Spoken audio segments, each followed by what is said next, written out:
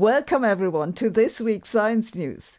Today I have an update on the reproduction efforts for the supposed room temperature superconductor LK99, the first images from the Euclid mission.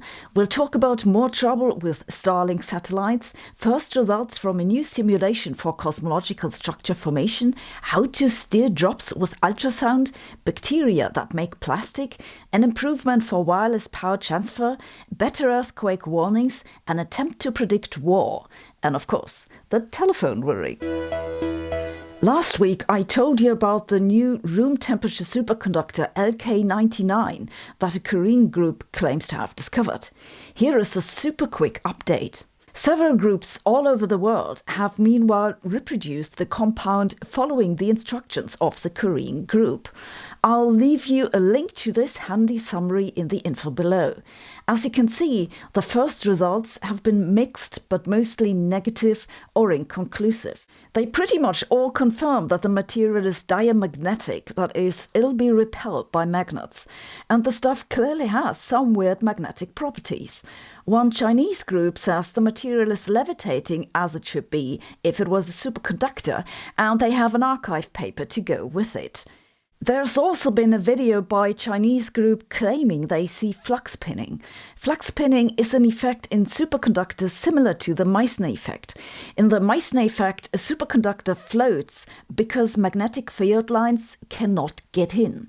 With flux pinning, they cannot get out, so the superconductor is held in place.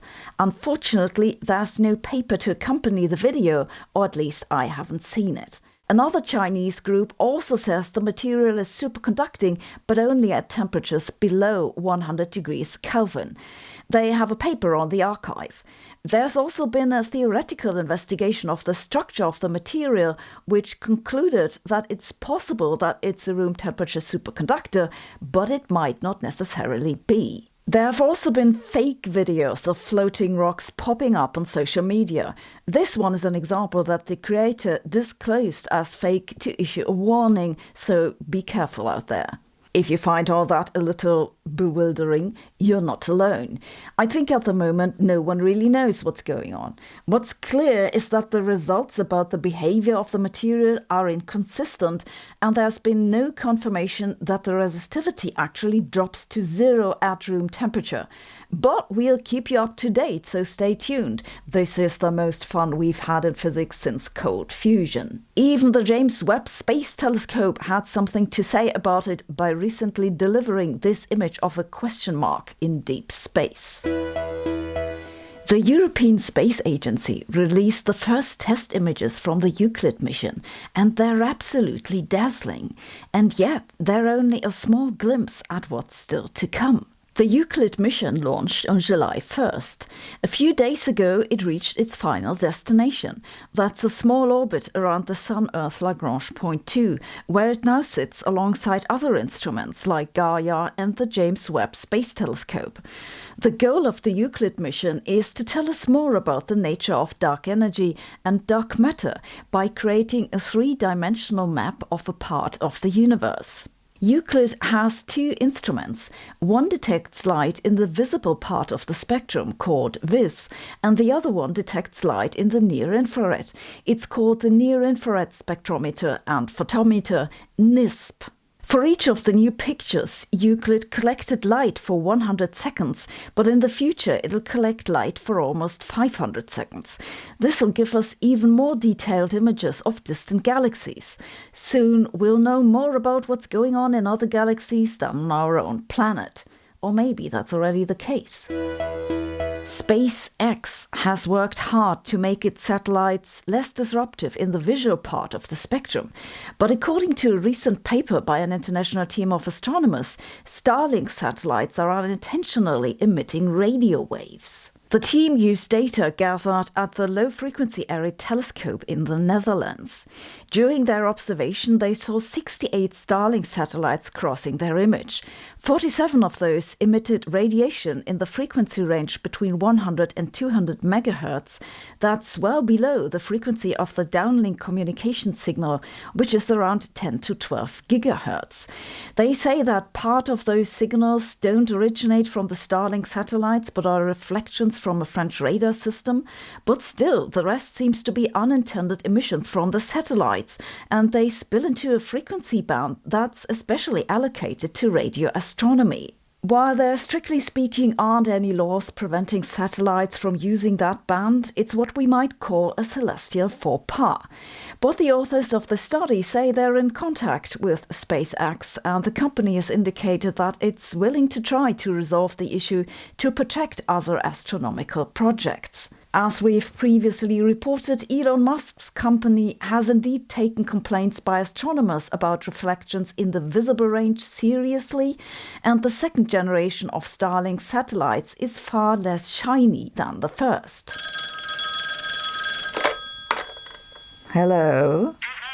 Hi, Elon. Nah, I think they're disappointed you didn't plaster the sky with flashing X's. No, please don't. I was joking. Elon? An international team of astrophysicists has published the first results from a new computer simulation that shows how galactic structures form in the universe with unprecedented precision. The computer simulation is called Millennium TNG, where TNG stands for the next generation. They've not released a video, but a total of 10 papers that summarizes various studies they have made. Millennium TNG is the largest high-resolution dark matter simulation to date. In this video, you see its cousin, the illustrious TNG simulation, which was impressive already and covered almost 1 billion light-years in size. But the new simulation covers a region that's nearly 10 billion light-years across. This and similar computer simulations start in the early universe with a distribution of only dark matter. They then calculate how the dark matter clumps. Normal matter is not included in those simulations because that's too complicated. For the Millennium TNG project, they run a separate simulation for galaxy formation with normal matter and then match that to the dark matter only runs. Millennium TNG is the first such simulation that also incorporates neutrinos, tiny subatomic particles that lack an electric charge. Neutrinos don't interact with electromagnetic radiation and therefore act like dark matter in some respects. However, we know that they must have very small masses, and if dark matter was just made of neutrinos, then structures wouldn't form quickly enough. Neutrinos have so far been omitted from simulations because estimates say they add up to at most 1 to 2% of the dark matter mass.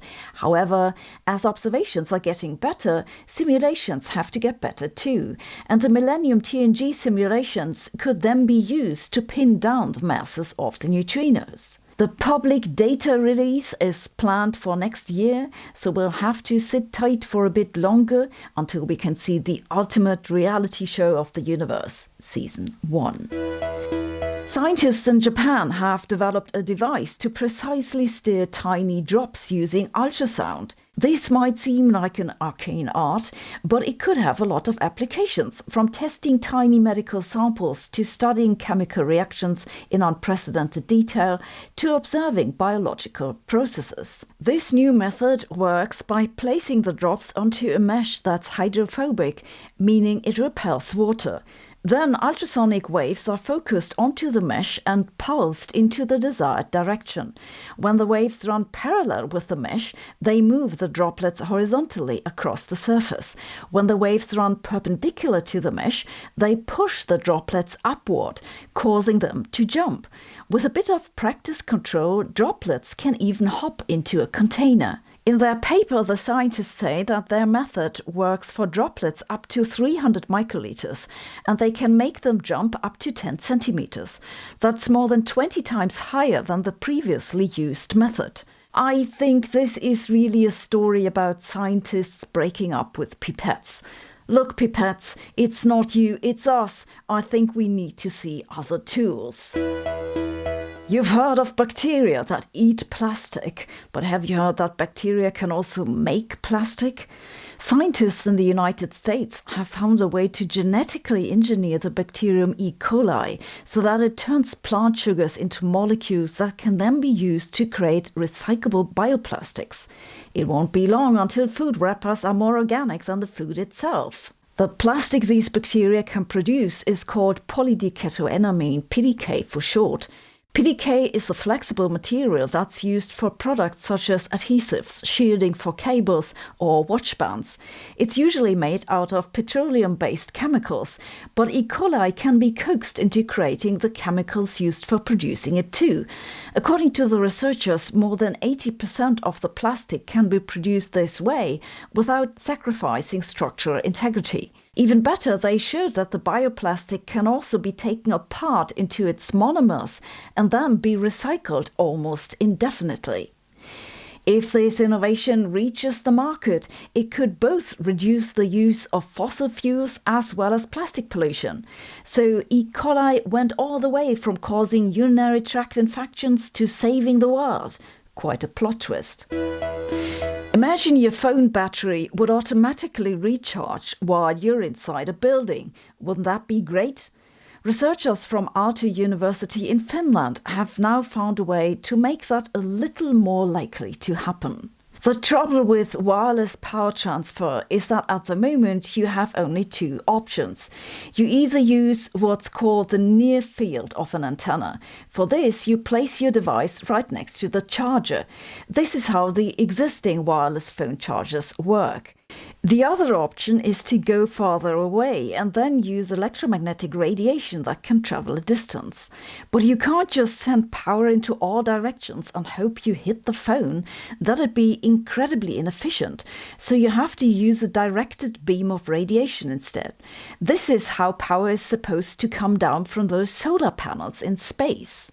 The issue with those beams is that, for one, they have to find the phone, and also if you focus the power in a beam, you have to ask how much of that will get dumped into humans should they get in the way. In the new paper now, they looked at the intermediate distances where you're neither directly at the charger nor are you very far away, so a setting you might encounter in a room.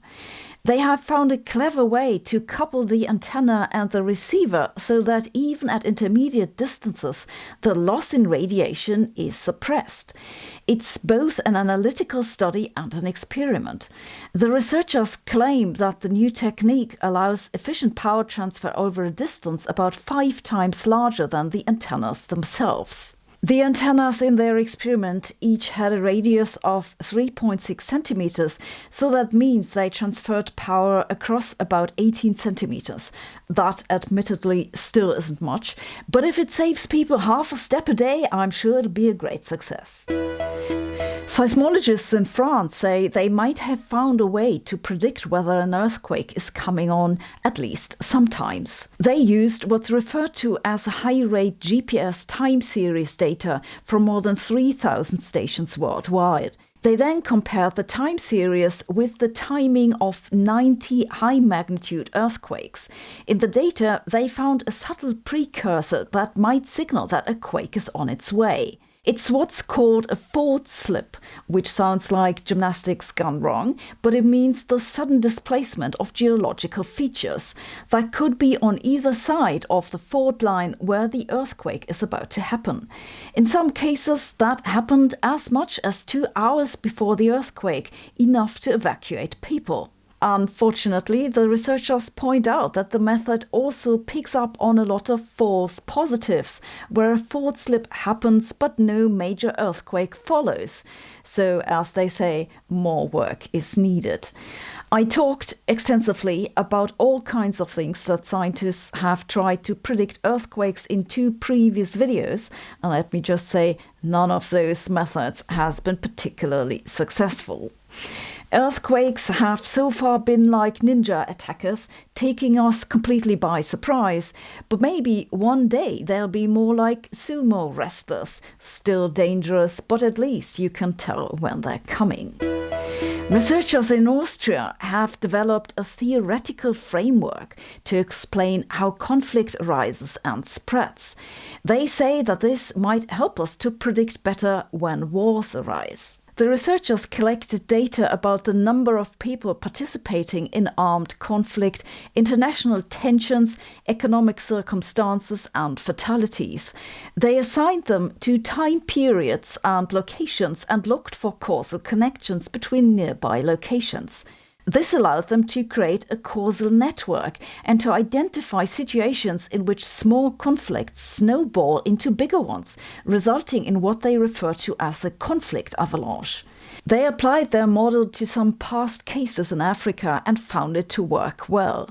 They also say that their analysis strongly suggests that current events in Sierra Leone are related to those in Liberia. We've historically used a narrative approach to understand war.